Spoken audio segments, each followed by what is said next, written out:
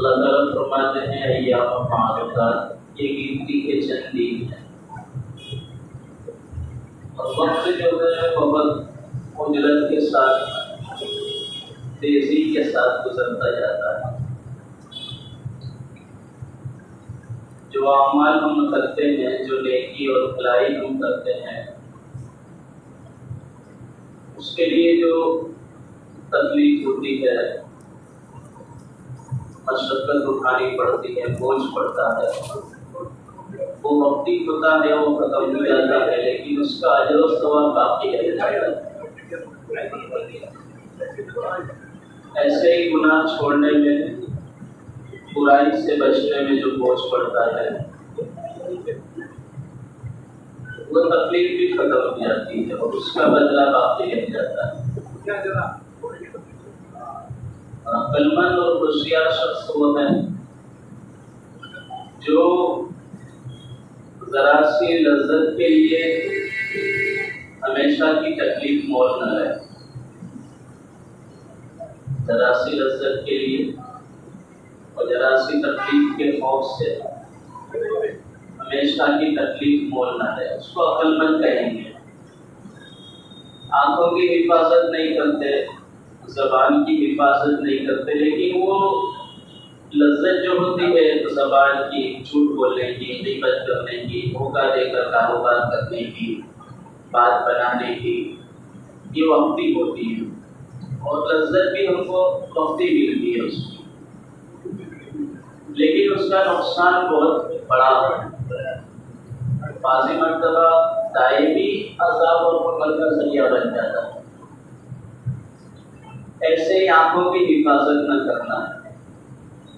نظارے چاہے جتنے ہی اچھے ہوں، تھوڑا سا وقت وہ لذت دے دے، لیکن پھر اس کا جو وبال ہے اور اس پر جو فقر ہے وہ بہت زیادہ سخت ہے۔ ایسے ہی کان ہے، ہاتھ اور پیر ہے، دل اور دماغ ہے۔ بعض مرتبہ انسان سوچ کر بھی لذت حاصل کرتا ہے، خیالات کے اندر، تصورات کے اندر، اس میں بھی لذت مزہ آ جاتا ہے اس کو، لیکن وہ سب وقتی ہوتا ہے۔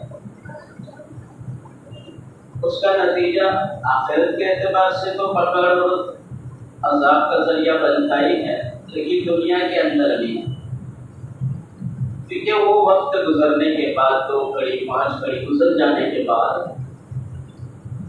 اب وہ جو حسرت اور افسوس ہوتا ہے وہ دل کو توڑتا ہے، دماغ کے سیلز کو ڈیمیج کرتا ہے، اور باڈی پر اس کے نیگیٹو اثرات پڑتا ہے۔ یہ برائی کا خاصہ ہے، اللہ کی نافرمانی کا خاصہ ہے، گناہ کا خاصہ ہے، کہ وہ کہیں پہ ہم کو فائدہ نہیں دیتے کسی جگہ پہ۔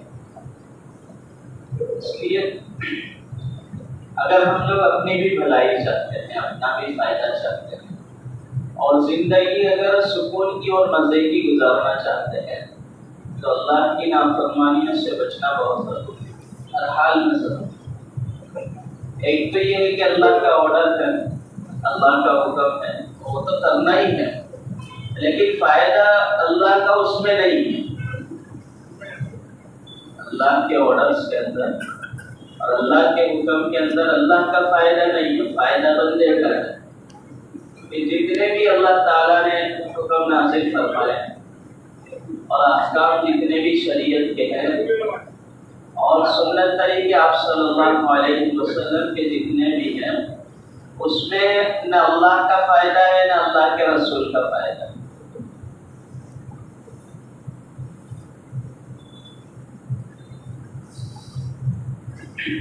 ہمارا اپنا فائدہ ہے، مانتے ہیں، عمل کرتے ہیں تو ہماری اپنی ذات کا فائدہ کرتے ہیں، نہ ہم اللہ پر احسان کرتے ہیں، نہ نبی پر احسان کرتے ہیں، نہ کسی دوسرے پر احسان کرتے ہیں، شریعت پر عمل کرتے ہیں، نماز ہے، روزہ ہے، زکوٰۃ ہے، حج ہے۔ ابھی آدھے سے زیادہ رمضان گزر گیا اور اب جو دن باقی ہیں وہ بھی ختم ہو جائیں گے، لیکن خوشخبری ہے، دل کا سکون ہے ان لوگوں کے لیے جو اس کو صحیح طریقے سے گزارا واقعی میں ممکن ہے۔ حدیث پاک میں فرمایا آپ صلی اللہ علیہ وسلم نے کہ جیسے پورا مہینہ بندہ روزہ رکھتا ہے، عبادت کرتا ہے،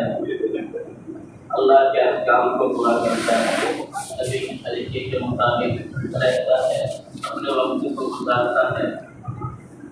پورا رمضان گزرنے کے بعد اس کو اللہ رب العزت عید کا دن، خوشی کا دن عطا فرمائے۔ ایسے ہی اگر یہ زندگی اس طرح سے گزرتا ہے تو اللہ تعالیٰ موت کے وقت اس کو خوشخبری عطا فرمائے، اور وہ جو خوشخبری ہوتی ہے وہ ہمیشہ کی ہوتی ہے۔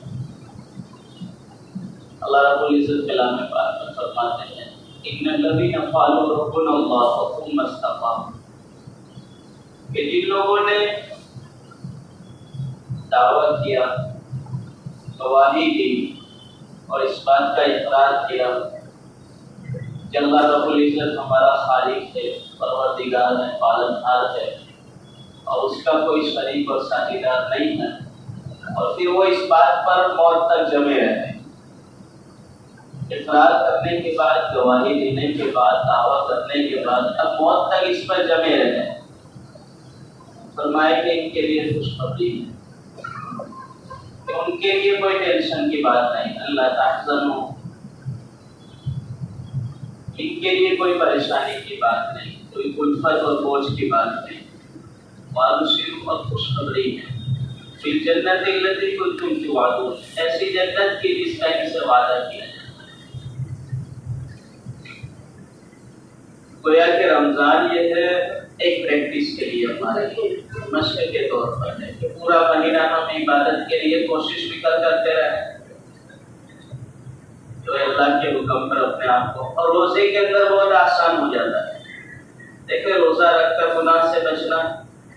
آسان، نیکی کرنا آسان ہو جاتا ہے۔ رمضان مبارک میں ایک ماحول بھی ہوتا ہے، ایک فضا بھی بنتی ہے، لیکن تھوڑی سی ہمت کر لیتا ہے بندہ تو اس کے لیے آسان ہوتا ہے۔ اب بغیر روزے کے پھر رمضان کے بعد، کیونکہ پورا مہینہ اس نے پریکٹس کی، عادت بنائی ہے، اس لیے اکثر ہم لوگ سنتے ہیں اور پڑھتے بھی ہیں اس چیز کو، آپ لوگ بھی پڑھتے ہوں گے، سنتے ہوں گے کہ تم کو گٹکا کی عادت کیوں پڑ گئی ہے؟ تو دوست نے پہلے میرے کو سپاری دی، یہ کیا وہ کیا، میرا دوست کھاتا تھا، میرا بھائی کھاتا تھا، میرے ابا کھاتے تھے، اور دیکھ دیکھ کے یا میرے ابا منگاتے تھے مجھ سے، یا میرا بھائی مجھ سے منگاتا تھا، میرا دوست مجھ سے منگاتا تھا، لا کے دیا ان کو بڑوں کو۔ ہمارے والد صاحب اللہ تعالیٰ مغفرت فرمائے، کبھی ہم کو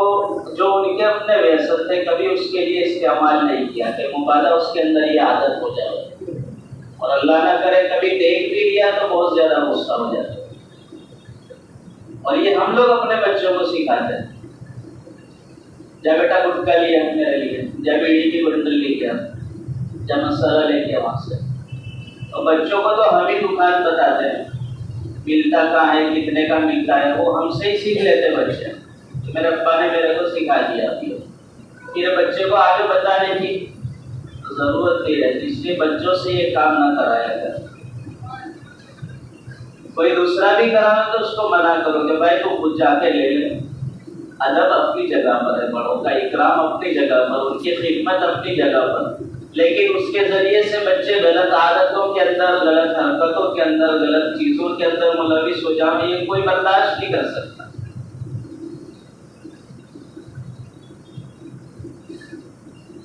بچوں کے سامنے ہمیں کیا کرنا ہے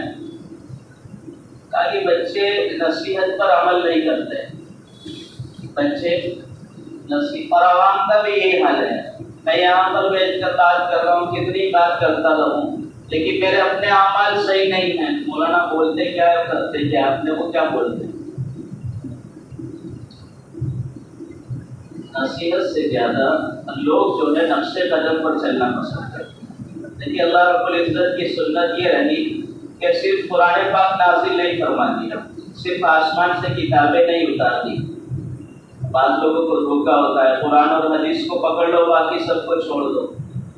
اور بڑا دھوکا ہوتا ہے۔ اگر یہی کافی ہوتا قرآن اور حدیث تو اللہ تعالیٰ اتنے نبیوں کو نہیں بھیجتے، سوالات تقریباً نبی آئے رسولوں کو نہیں بھیجتے. ان کی ضرورت تھی، کتابوں کی ضرورت تھی کہ بھائی قرآن اور حدیث کو. بعض لوگوں کو دھوکا ہوتا ہے کہ ہم تو صرف قرآن اور حدیث کو فالو کرتے، دوسرے کسی کو نہیں مانتے. اپنی عقل سے اپنی سوچ سے پڑھیں گے، اپنے مطابق عمل کریں گے، گمراہ ہو جائیں گے.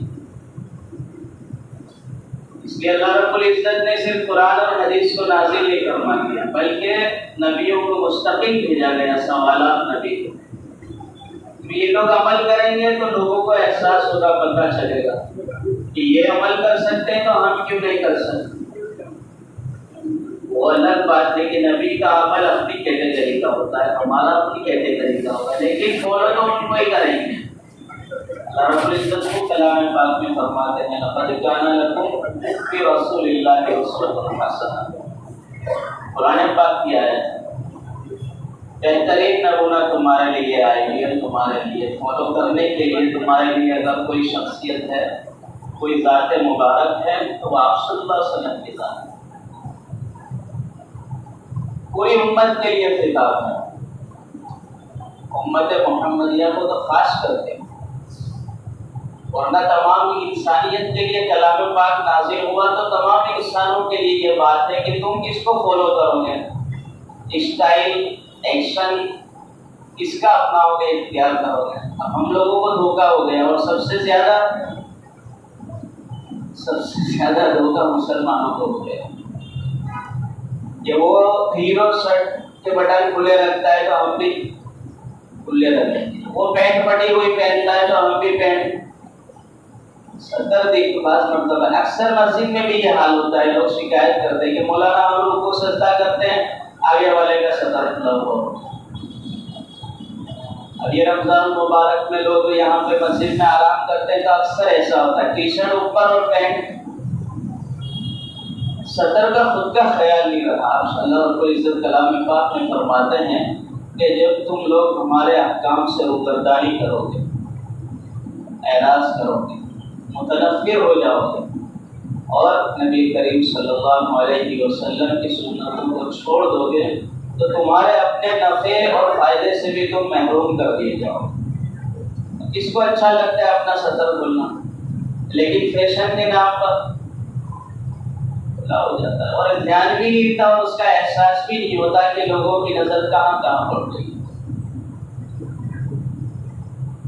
صدر کا ڈھانکنا فرض ہے، ٹوٹی سے لے کر گھٹنے تک مرد کے لیے، ٹوٹی سے لے کر، اور یہ 24 گھنٹے فرض ہے. کسی کو بغیر ضرورت کے دکھانا مجبوری کے، اور ضرورت جو ہے وہ یا تو ڈاکٹر والی ہوتی ہے ضرورت کہ وہاں بتانا پڑتا ہے بعض مرتبہ، یہ اپنی ضرورت کے لیے،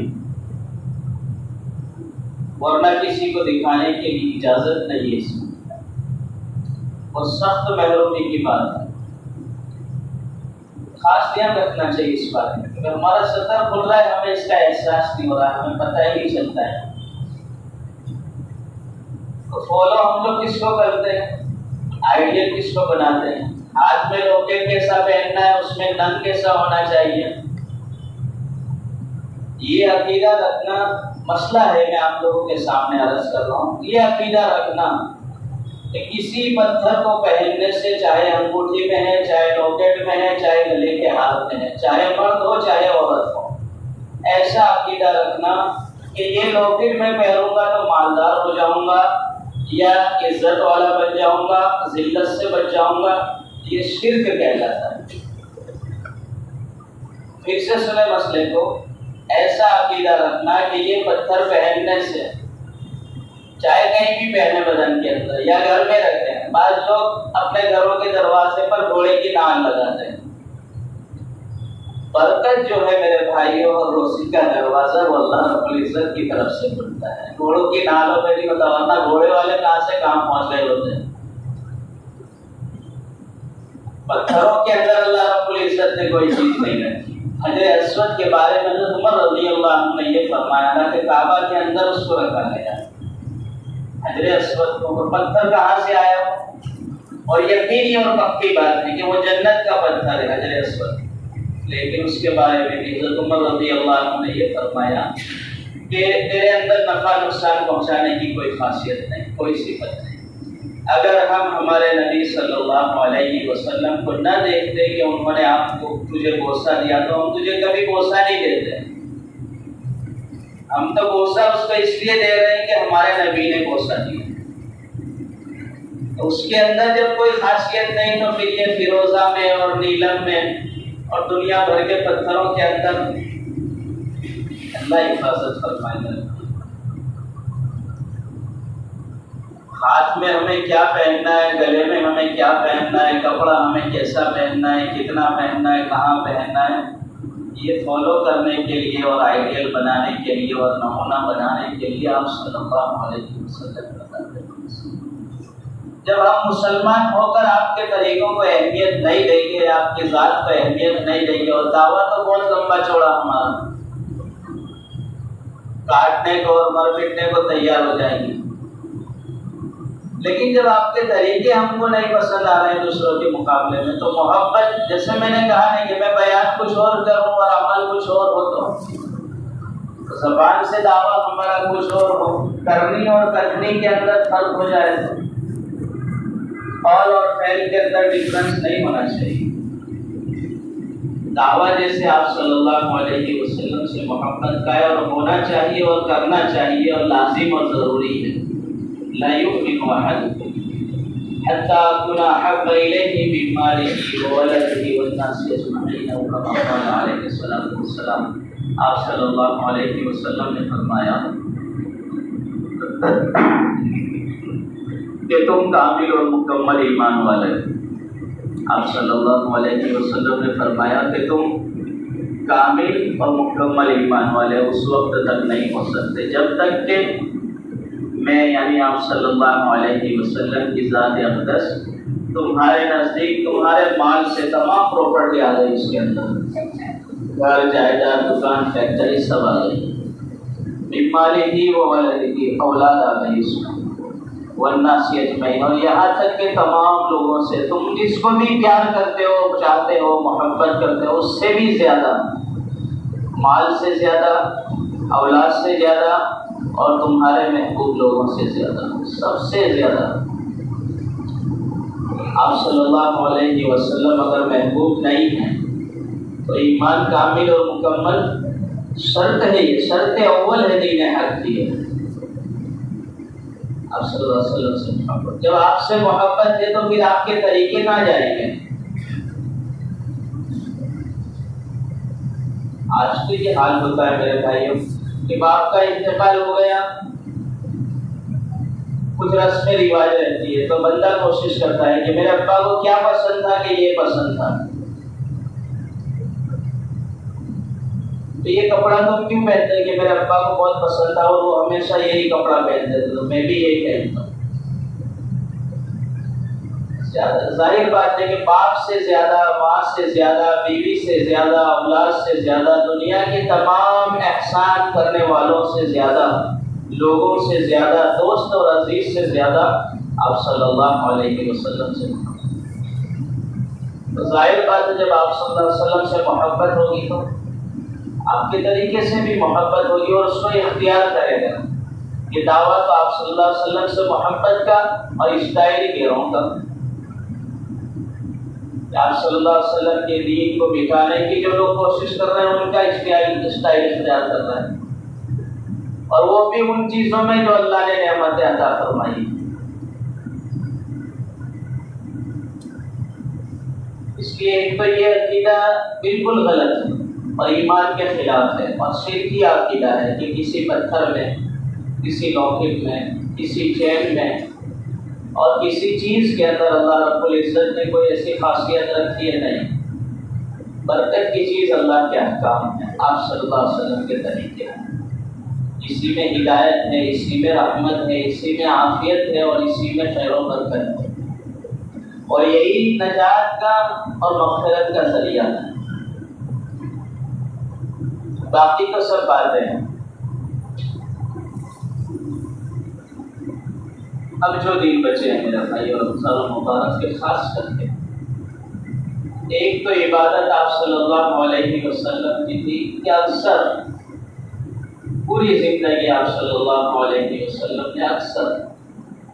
آخری 10 دن کا آخری عشرے کا اعتکاف فرمایا رمضان مبارک، یہ سنت ہے آپ صلی اللہ علیہ وسلم۔ اور افسوس کی بات یہ ہے کہ یہ سنت بہت زیادہ لوگوں کے اندر سے چھوٹتی جا رہی، اور یہ سنت موقدہ ہے، علی الکفایہ ہے کہ بھئی بستی کے اندر کچھ لوگ بیٹھ گئے یا ایک بندہ بھی بیٹھ گیا تو سب کے ذمے سے یہ سنت ثابت ہو جائے گی۔ پوری بستی کے اندر کوئی بھی نہیں بیٹھا اعتکاف کے اندر تو پوری بستی گنہگار ہوگی، سنت چھوڑ دیں، بہت بڑا ثواب ہے۔ خدا صلی اللہ علیہ وسلم نے فرمایا ہوگا قال علیہ السلام کہ اعتکاف کرنے والا اعتکاف کے اندر بیٹھتا ہے، ایک عبادت کرتا ہے، لیکن تمام عبادتوں کا اس کو ثواب ملتا ہے کہ بھئی اعتکاف کرنے کی وجہ سے اب باہر جو بھلائی کے کام کیا کرتا تھا، خیر کے کام کیا کرتا تھا، مریضوں کی عیادت کیا کرتا تھا، جنازے کے اندر شریک ہوا کرتا تھا، کسی لاچار غریب بے بس کے لیے بھاگ دوڑ کیا کرتا تھا، اب وہ اعتکاف کی وجہ سے نہیں کر رہا ہے تب بھی اس کو اس کا ثواب ملے گا۔ پہلے کرتا تھا اب نہیں ہو رہا ہے اس سے، اعتکاف میں بیٹھ گیا، اعتکاف میں بیٹھنے کی وجہ سے بھی باہر کی چیزوں سے بھلائیوں سے یہ بچا رہا، نہیں کر پا رہا ہے، اللہ رب العزت اس کو بغیر کیے ثواب عطا فرمائے۔ اور پھر اعتکاف کے اندر جتنا وقت یہ رہے گا 10 دن اللہ رب العزت کی عبادت میں شمار ہوگا۔ جیسے میں نے قرآن پاک کی سورت پڑھی جس میں اللہ رب العزت نے سورہ قدر کا ذکر فرمایا، شب قدر کے بارے میں۔ کون سی رات ہے کوئی فکس تو ہے نہیں، متعین ہے نہیں، 21 ہو سکتی ہے، 23 ہو سکتی ہے، 25 ہو سکتی ہے، 27 ہو سکتی ہے، 29 ہو سکتی ہے، اور بعضوں قول کے مطابق بے کی سنکھیا میں 22، 24، 26، 28، 30۔ اعتکاف کرنے والا سویا ہوا بھی ہے، لیکن چونکہ عبادت مستقل اعتکاف ایک عبادت ہے تو اس کا شمار گویا کہ شب قدر کے بارے میں فرمایا کہ 1000 مہینوں تک عبادت کرنے سے افضل رات اس کی عبادت۔ اب اس میں اعتکاف کیا مطلب اس نے 1000 سال سے زیادہ وقت جو ہے اعتکاف کے اندر گزارا۔ ابھی آج 18واں روزہ ہوا، 20واں روزہ جب ہوتا ہے سورج ڈوبنے سے پہلے، 20ویں روزے کے سورج ڈوبنے سے پہلے اعتکاف کی نیت کرتے ہیں جو لوگ بیٹھنا چاہتے ہیں سنت اعتکاف میں، اور بہت بڑی فضیلت ہے اس کی۔ اور اس سے بڑی فضیلت کیا ہوگی کہ خود میرے اور آپ کے آقا جناب رسول اللہ صلی اللہ علیہ وسلم اپنی پوری زندگی اعتکاف فرمایا کرتے تھے، اور یہ 10 دنوں کا اہتمام کرتے تھے۔ ہم بھی ارادہ اور نیت کریں کہ اس سنت کو زندہ کریں، جیسے وقت قیامت کا قریب آتا جائے گا سنت پر عمل کرنے کا ثواب اور اجر بڑھتا چلا جائے گا۔ یہاں تک فرمایا آپ صلی اللہ علیہ وسلم نے کہ جب میری سنتوں کو چھوڑا جا رہا ہو اور میری سنتوں سے جب بیزاری کی جا رہی ہو، لوگ اعراض کر رہے ہوں، ایسے وقت کے اندر سنت پر عمل کرنا گویا کہ 100 شہیدوں کے برابر ثواب ہے اس کے۔ اور اس کے اندر ہماری حفاظت ہے، ہمارے اعمال کی حفاظت ہے کہ جیسے رمضان کا وقت گزرتا جاتا ہے، عید قریب ہوتی جاتی ہے، روشنیاں لگیں گی، بازار لگیں گے، چلو ادھر جا کے آتے ہیں، ادھر پورا دن روزہ رکھا، عبادت کی، اور تھوڑا سا رات کو ادھر ادھر نکلے اور تمام دن کی عبادت ہماری ختم، اور اس سے زیادہ اللہ حفاظت فرمائے، غیبت ہو گئی، جھوٹ بول دیا، ادھر ادھر کیے، اللہ حفاظت فرمائے اکثر و بیشتر ہو جاتا ہے، بولا چالی ہو گئی، مار دھاڑ والا معاملہ ہو گیا تو اور زیادہ خرابی، زندگی بھر کے باقی مرتبہ عبادت جو ہے وہ ہماری ختم ہو جاتی ہے۔ اس لیے ایک اعتکاف کا اہتمام کریں، دوسرا یہ کہ صدقہ فطر کا بھی سے ہم لوگ اہتمام کریں۔ صدقہ فطر جو گیہوں ہم لوگ کھاتے ہیں اکثر و بیشتر 1.25 کلو اندازن، کم سے کم اس کی قیمت، آٹا کھاتے ہیں 2.25 किलो आटे के एतबार से जो भी कीमत बनती है, जो हम खाते हैं वो अल्लाह ने अगर रुखसत अता फरमाई है तो उससे आगे का दर्जा है कि खजूर के एतबार से निकालें, उससे आगे का दर्जा है किशमिश के एतबार से निकालें, जौ के एतबार से निकालें। अल्लाह ने जितना हमें अता फरमाया, अल्लाह रब्बुल इज्जत फरमाते हैं कि जो जितना नमता तोलेगा, झुकता तोलेगा, अल्लाह रब्बुल इज्जत उसको उतना ही ज़्यादा झुकता अता फरमाए। गरीबों का ख्याल रखना, अल्लाह रब्बुल इज्जत इसकी बरकत से बीमारियों को भी दूर करते हैं, परेशानियों को भी दूर करते हैं। मुस्तकिल आप सल्लल्लाहु अलैहि वसल्लम ने हदीस फरमाई बयान, बहुत सी बीमारियां तो दुनिया के अंदर ऐसी है जिसका इलाज हो नहीं पाया है, बातें बीमारियों की तरफ तशखीस ही नहीं हो पाई कि भाई ये बीमारी कौन सी है, तो डॉक्टर बोल देंगे एक वायरस निकला है, क्योंकि अभी तक उसका वो हुआ ही नहीं है तहकीक, उसके बारे में रिसर्च ही नहीं है। एक ही चीज बोल के वो लोग भी छूटे हो जाते हैं डॉक्टर कि भाई एक नया वायरस निकला है। बीमारियों के बारे में डॉक्टर भी बोल देते हैं और रिसर्च करने वाले भी बोलते हैं कि इसके बारे में अभी तहकीक हो नहीं पाई है, नई नई चीज आ रही है। लेकिन आप सल्लल्लाहु अलैहि वसल्लम ने हर बीमारी के बारे में बोला, कयामत तक की बीमारी के बारे में बोला कि अपने बीमारों का इलाज सदके से किया जाए। ये पक्की दवा है, गारंटी वाली दवा है जी, पक्की दवा, बिल्कुल गारंटी वाली। चाहे अभी डॉक्टर उसकी तहकीक करे या ना करे, आप सल्लल्लाहु अलैहि वसल्लम ने फरमा दिया कि अपने बीमारों का इलाज सदके से करो। इसलिए अल्लाह ना करे, अल्लाह ना करे, अल्लाह ना करे, किसी को बीमारी हो गई है या खतरा महसूस हो रहा है अपने को या अपने को, तो सदका किया करें, चाहे कम हो। आप सल्लल्लाहु अलैहि वसल्लम ने तो मामूली चीज बयान फरमाई, बिल्कुल मामूली चीज कि तुमको ऐसा लगे कि खजूर की गुठली, खजूर सदका करो तो समझ में आता है खजूर की गुठली क्या काम आएगी, कि भाई किसी के जानवर के काम आ जाएगी। ऊँट लोग ऊँट खाते हैं वहाँ पे, अरब के अंदर दस्तूर था पहले कि गुठली खिलाते थे उसको फूट कर। और हमारे नजदीक सबसे रद्दी चीज समझो, थोड़ा गलत चीज समझो, लेकिन उसके बारे में भी फरमाया कि इसको भी हकीर पर समझो। तो सदका ऐसा नहीं कि भाई 100, 200, 500, 1000 ही करना है, काला बकरा ही ज़बह करना है। बात लोगों को गलत फहमी होती है, काला मुर्गा ही ज़बह करना है। जो भी सदका हम कर सकते, अल्लाह ताला मुझे और आपको अमल की तौफीक अता फरमाए। भाई आगे की सफ़ों को पहले पूर करके सुन्नतें पढ़ लो।